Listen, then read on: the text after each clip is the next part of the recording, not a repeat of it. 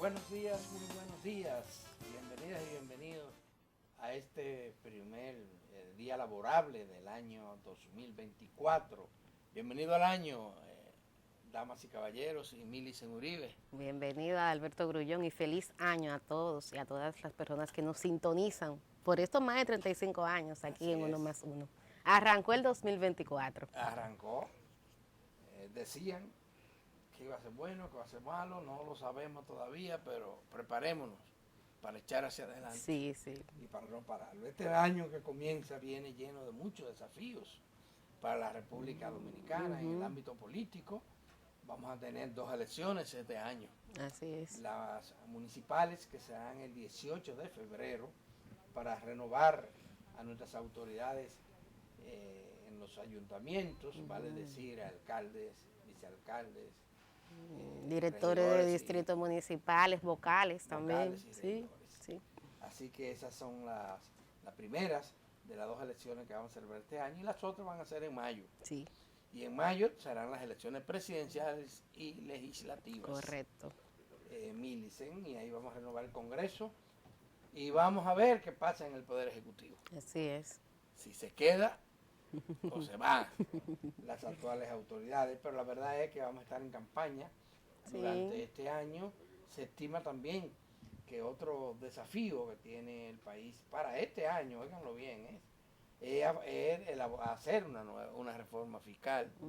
Vale decir, se está hablando de una reforma fiscal integral, contemplada inclusive en una ley que mandaba hacerla hace 4 años y no se ha hecho. No se ha hecho. No se ha hecho la reforma fiscal y un pacto para hacer esa reforma fiscal integral.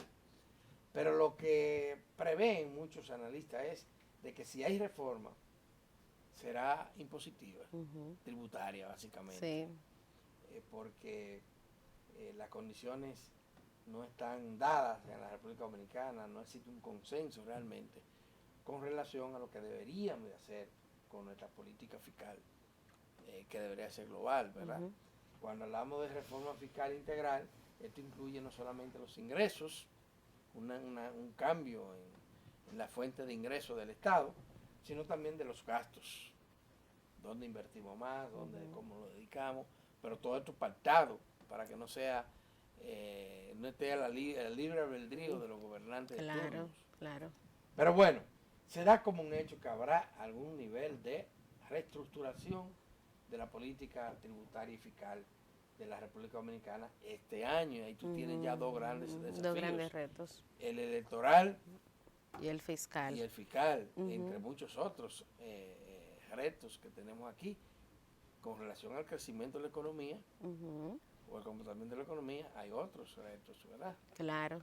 Sí, hay que ver, venimos de un año que económicamente no fue de los más dinámicos, un año en que apenas alcanzamos el 50% de nuestro crecimiento económico potencial durante los últimos 25 años, que es de un 5.0% del PIB, pero también un año en que ahí mismo en materia económica yo sigo agregando el tema de la desigualdad social, la concentración de las riquezas. Durante el año pasado, el año 2023, las autoridades insistieron mucho en dar datos de una disminución de la pobreza monetaria, como le llaman. Sin embargo, esta sigue siendo, de Alberto Grullón, una sociedad muy desigual y lamentablemente no es un tema que llegue a las principales agendas de la opinión pública. Por ejemplo, de los candidatos y candidatas presidenciales, apenas a una sola yo he escuchado, que es Virginia Antares, de Acción Democrática, que ha hablado de manera puntual de ese tema. Yo creo que eso es un reto importante. En materia social, Adalberto Grullón, yo me atrevo a agregar 2 temas centrados. Uno, el tema del transporte, que el año pasado tú y yo lo decíamos de manera constante, el desorden, el caos del transporte. Por ejemplo, el día de hoy nos levantamos con el informe que hace el COE de lo que pasó durante el feriado de Año Nuevo, y se reportan más de 94 accidentes de tránsito, 77 de ellos que involucran a motores. Yo creo que eso es un desafío importante para el Estado Dominicano y para las autoridades. Y el tema sanitario, que no puedo dejar de mencionarlo, porque también fue parte de lo que pasó en Año Nuevo, tú ver las emergencias llenas. Hoy sale un reporte bastante interesante de Doris Pantaleón en el Listín Diario, que apuntala el hecho, por ejemplo, de la falta de atención primaria y el alto costo de los medicamentos como dos de los principales retos que tenemos en materia sanitaria. Y ese es uno de los temas, Alberto, en lo que yo siento que en esta gestión se ha avanzado muy poco o no se ha avanzado nada. Así es, Millicent, tú lo has dicho, la necesidad, la imperiosa necesidad de reorientar el tránsito es un otro desafío. Sí, muy grande. Señala, que tiene el país reorganizarlo. Fíjate, entraron en el año que recién concluyo 130.000 vehículos nuevos. 130.000 vehículos. 130.000 vehículos nuevos. Wow. Entonces estos andan circulando por ahí, por las calles de Dios, sin mayor control. Esto no incluye a los motores. Carros, camionetas, otros autobuses, etcétera.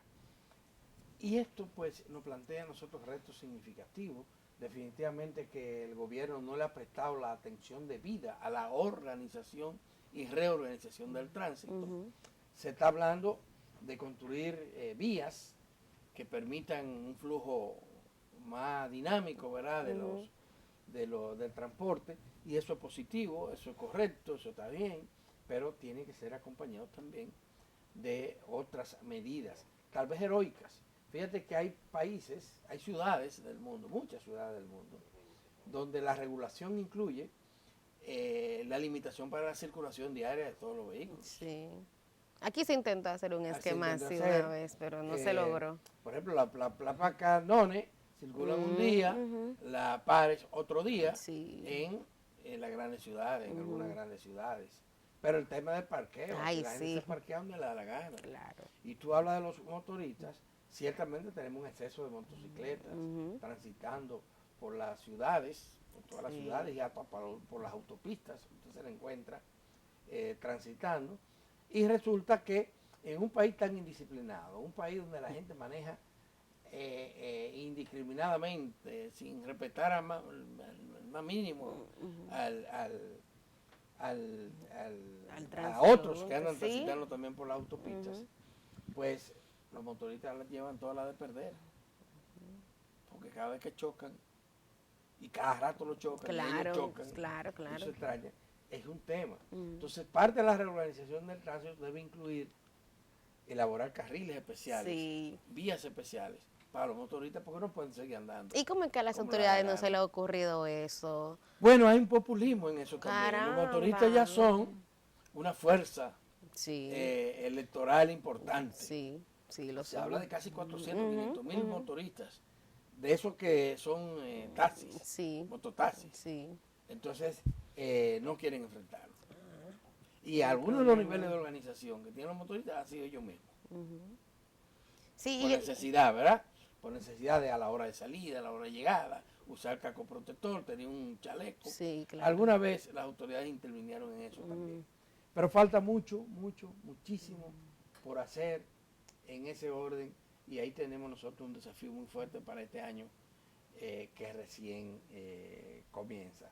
Y en materia electoral hay que pedir, implorar que la campaña, tanto la municipal como la presidencial, terminen sin violencia y se desarrollen sin violencia. Muy importante, muy importante. Y que los resultados de las elecciones sean respetados por todas y todos. Y en eso, hasta ahora en la pre-campaña hemos avanzado, no ha habido reporte de violencia. En ese sentido, esos son avances significativos. Pero además, hay mayor credibilidad en esta campaña que en la anterior. Sí, claro. Es un avance importante. La credibilidad que se tiene en la Junta Central Electoral y también en autoridades, por ejemplo, el Tribunal Superior Electoral, que no para las elecciones pasadas, pero para la anterior fue muy cuestionado por algunos fallos que tomaba. Fortaleciéndonos en ese sentido.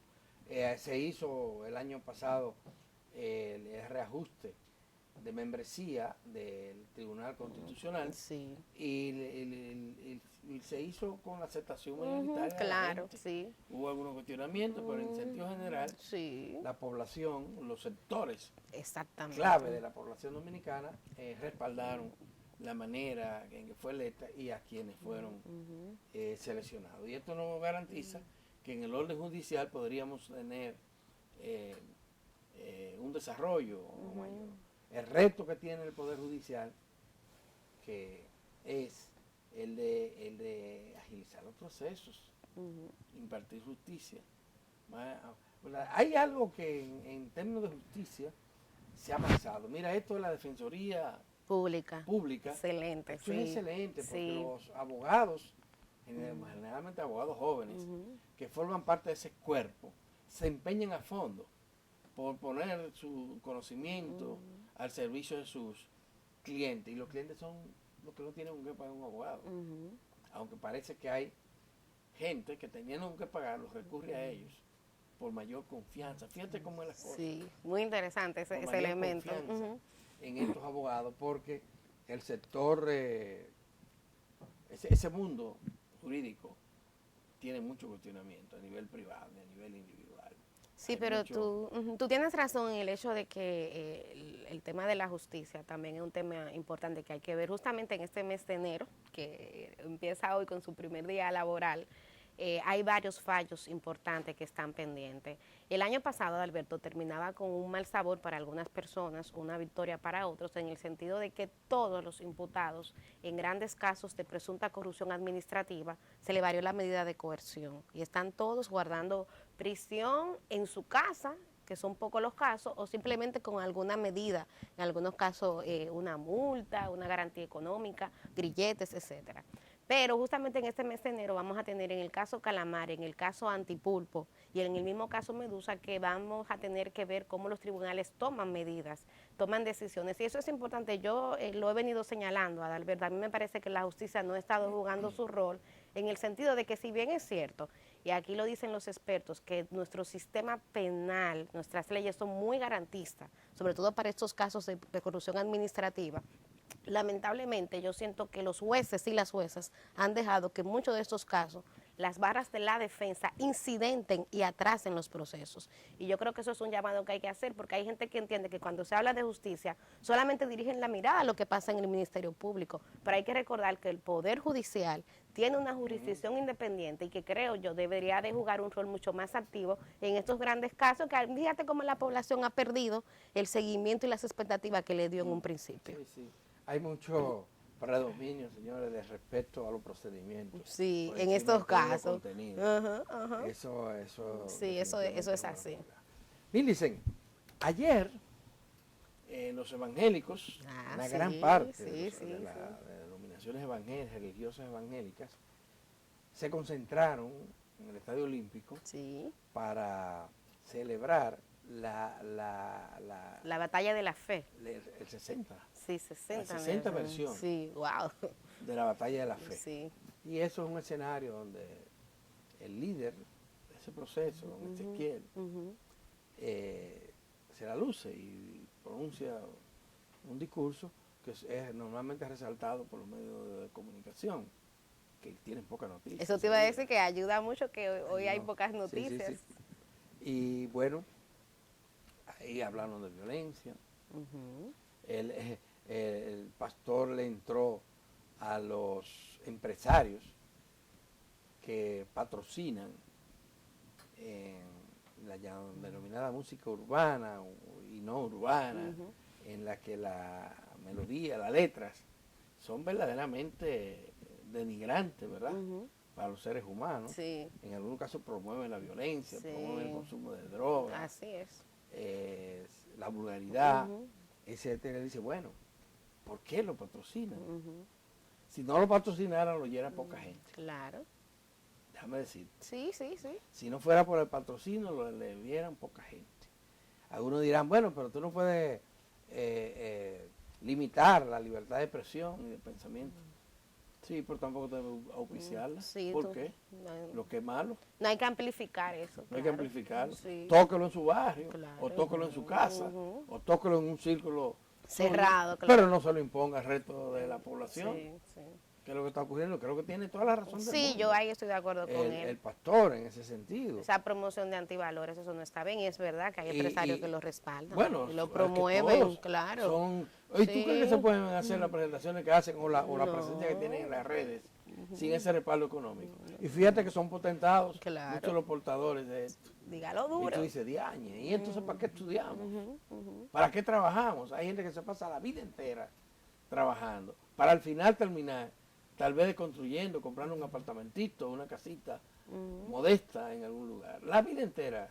Y lo viene a hacer cuando ya no la puede disfrutar. Sí, que ya está muy avanzado de edad. Hoy esto promoviendo la alienación del pueblo. En 3 días, millonarios, multimillonarios. Y eso pues es un llamado a la reflexión. Sí, a mí me parece muy bien eso. Ahora lo piensen. Yo recuerdo que una vez doña Gladys Gutiérrez, que en paz descanse, siendo ministra de... Secretaria en ese entonces. Secretaria de la mujer. De la mujer. Bueno, era ministra, fue cuando fue ministra. Ministra, ok. Ministra de la mujer. Hizo un encuentro con los artistas, los cantantes y los compositores de la agencia. Y le dijo, ¿qué tenemos que hacer para que ustedes... Por favor. Nos ayuden. Claro. Y no hagan eso. Y ella logró resultados importantes, hubo cambios. Pero hay que tratar ese tema. Hay que tratar ese tema. Hay lugares, señores, en España, usted no puede promover cualquier música. Inclusive hay una limitación para la música extranjera. Sí, cierto, sí. Y las emisoras están obligadas a poner a sonar la música local, obligada por ley. Y bueno, aquí eso no pasa, aquí no, aquí cualquiera dice lo que le da la gana, sin importar las consecuencias que eso tiene, especialmente en una población vulnerable como la adolescencia, los niños, niñas y los jóvenes. Esa es una realidad. Así es. Por otra parte, no podemos nosotros terminar este segmento del programa sin recordar que hoy se cumplen 60 años de la fundación del Banco Popular de la República Dominicana. Un banco, no diría un banco más. No, no es un banco más. No, para nada. Es que parte del crecimiento económico y de la construcción de la democracia dominicana se deben a un grupo de empresarios santiagueros y profesionales de Santiago, porque hay que mencionar a profesionales interesantes de Santiago que auparon la creación de este banco, que le sirvieron a este banco que nace primero en Santiago. Pero ese banco va a ser clave, ese grupo de Santiago va a ser clave en la promoción, estímulo de una serie de proyectos de desarrollo que hoy se exhiben como parte de los logros de la República Dominicana. Y el Banco Popular, en ese sentido, que se ha mantenido, repito, apegado a ese principio, principio democrático, merece ser congratulado en el día de hoy. Sí, felicidades por para su 60 aniversario. Es una muestra de la responsabilidad empresarial, que en el tema anterior decíamos que brilla por su ausencia. En el caso del Banco Popular es lo contrario. Claro, lo contrario. Fíjate patrocina iniciativas culturales, medioambientales, practica también con el ejemplo, con estos temas. Ahí se nota la diferencia. ¿Tú conoces el Plan Sierra? Sí, claro. En la Cordillera Central, un excelente ejemplo. Eso lo aupó el Banco Popular. Sí. Claro. Lo aupó eso y lo sigue aupando todavía. Sí. Con éxito. Para solo citar una de las iniciativas interesantes de este banco. Milicen, yo no sé si tú lo conociste, a Julio Brache. No, al hijo ya. A los padre, hijos, no. al hijo Virgilio. Pero Julio Brache fue un hombre también emprendedor. Sí. Creó una de las agroindustrias que más creció y existe en la República Dominicana, se llama del Grupo Rica. Grupo Ricas. Que hoy además está vinculado a la ganadería, él fue ganadero. También produce jugos, sobre todo de China. Sí, cítricos. Y ahora nos está vendiendo hasta coco de agua. Sí. Pero este grupo muy interesante porque en momentos difíciles, cuando no habían estímulos para la agroindustria, en la República Dominicana fue muy importante. Pero él fue también un líder empresarial, un líder de las organizaciones empresariales de la República Dominicana. Y murió ayer, don Julio Brache. Él tiene un hijo que se llama Virgilio Brache, que ahora, él sigue siéndolo, ¿verdad? Sí, presidente de la IRD, en este caso. De la Asociación de Industria de la República Dominicana. Nuestra condolencia a sus familiares. Así es. Y hay que recordar la memoria de la gente que aporta al desarrollo Sí, que ha aportado del país. en momentos clave, que se la ha jugado y que ha hecho emprendimientos que no se quedan solamente en lo personal, sino que impactan lo colectivo, que para mí eso es lo más valioso.